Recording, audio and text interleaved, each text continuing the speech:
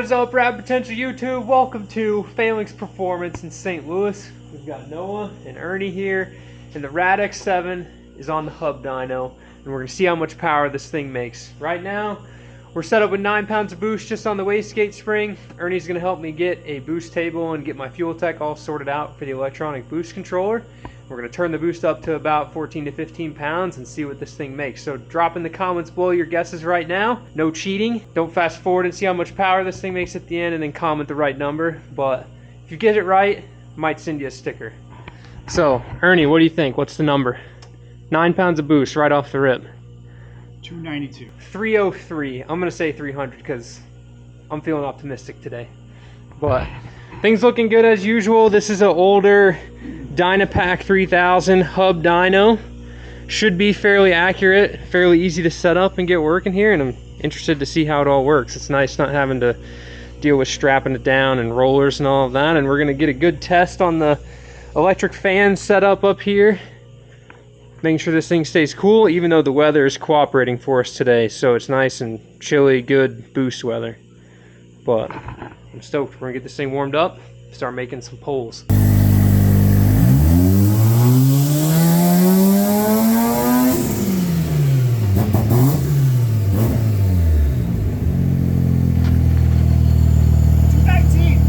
Nice. Ooh, way off. You only made 200? Yep.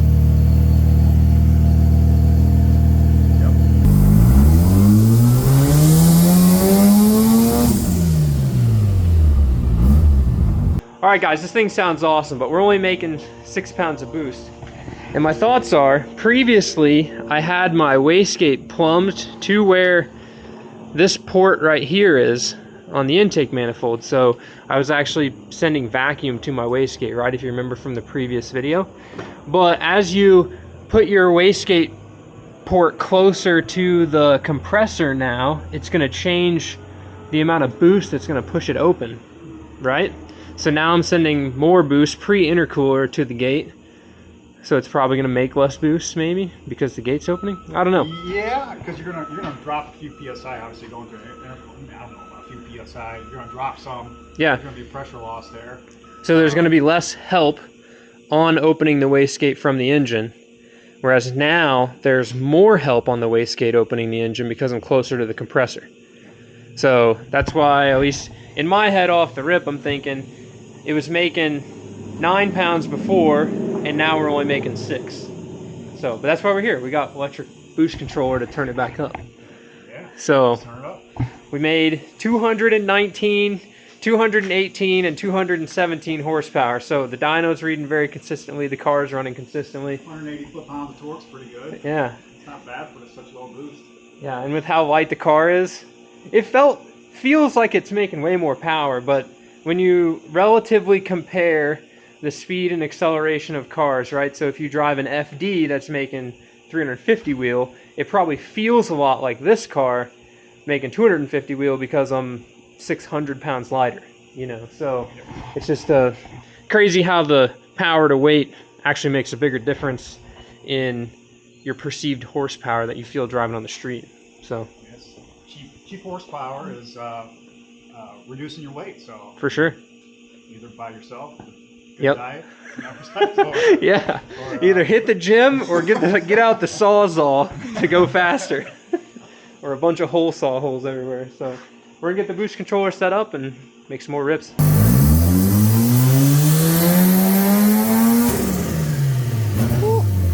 Oh yeah, you can see that for sure on camera too. Alright guys, well, y'all just saw the wonderful explosion of my rear iron coolant line.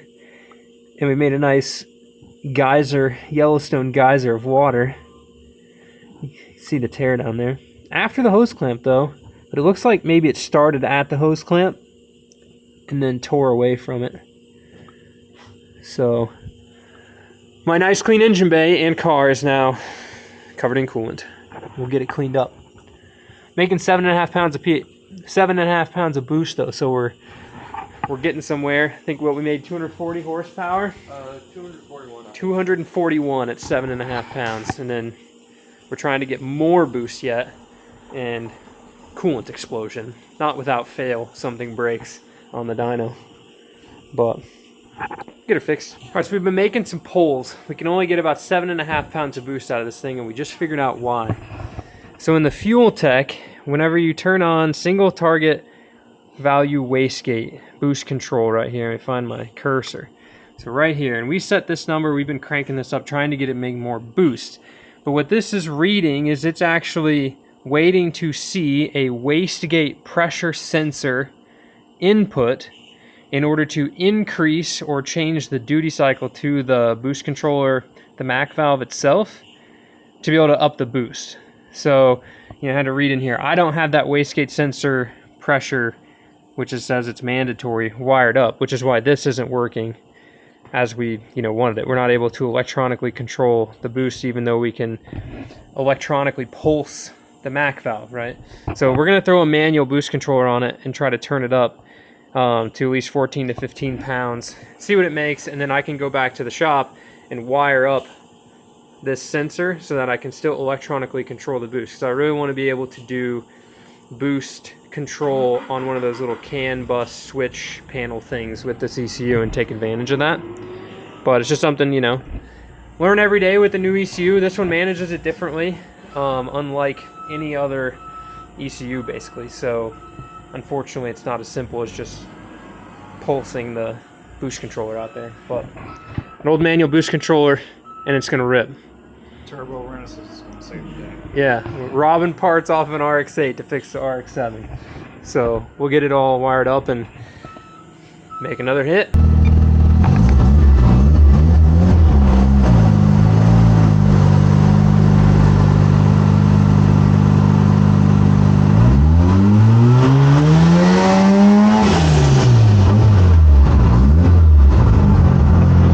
Alright, we saw 11 or 12 there on my gauge, so.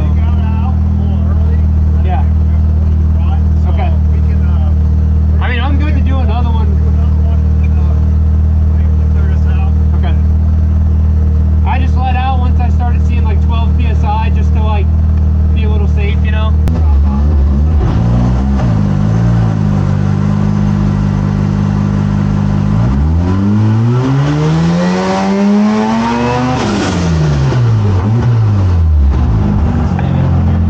Oh yeah.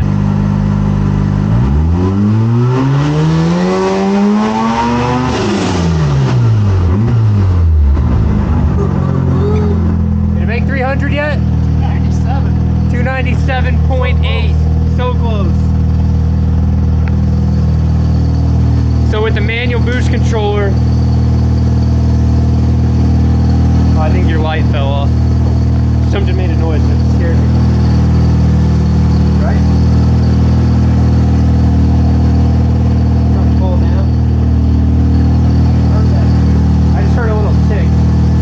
It was after the pulse, that's why I thought something fell off. I mean, it's okay.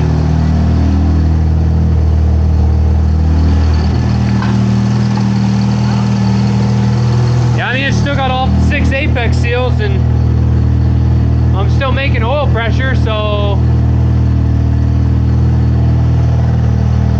we're good there.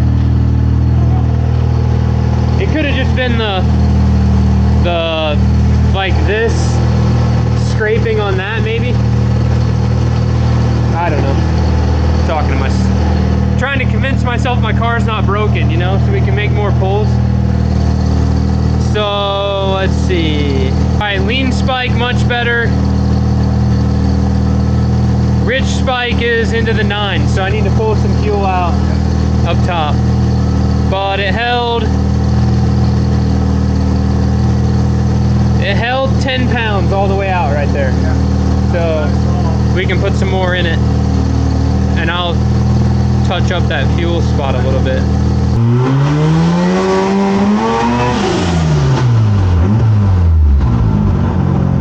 Get too rich? A little bit of the boost cut because I saw 14. Okay. That's why it broke up a little bit. 100 RPMs. So it's like it's peaking around there. So peaking at 7,000, yeah. 327's good though. Oh yeah. Nice little Chevrolet small block sport engine right there. 252 foot-pounds of torque. It's probably getting a little more heat soaked now, but Yeah. it's pretty close to what we've been doing.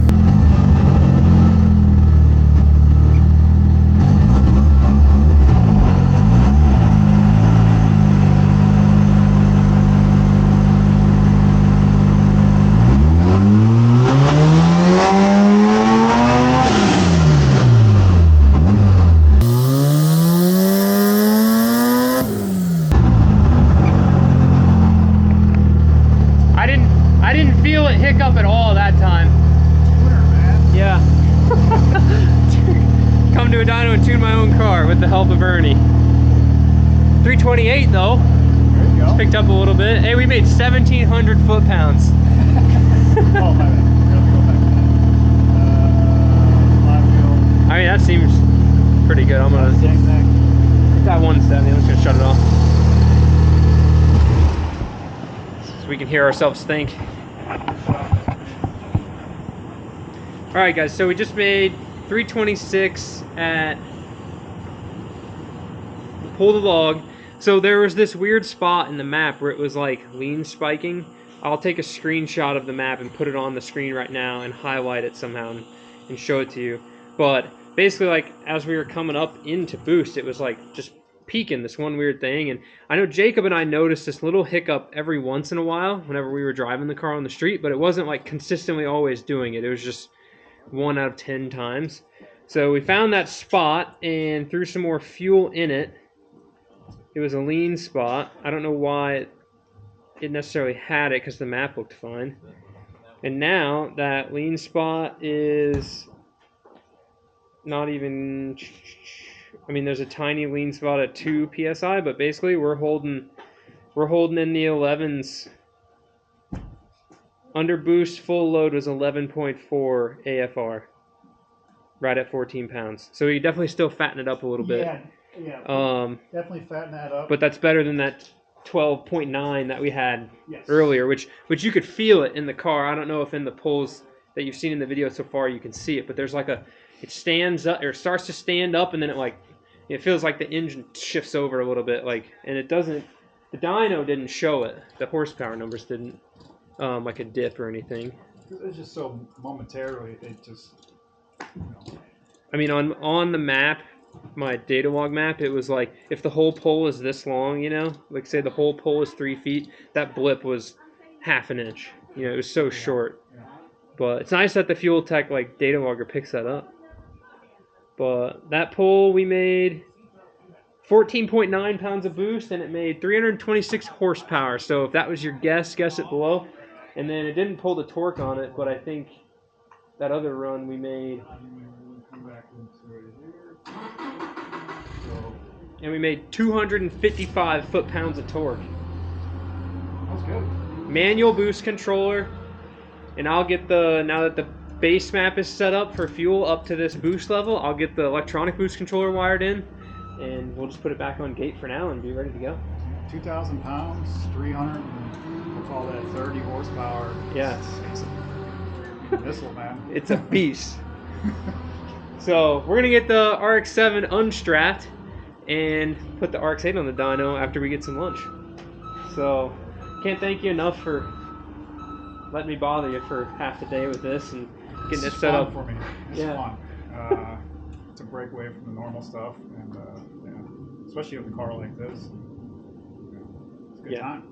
It's exciting. It sounds good. It's ripping good. We still got oil pressure, still got fuel pressure, all 6 apex seals in the engine. I'd say a successful dyno day. So with that, thank you guys so much for watching. See you guys in the next one. Keep it rad.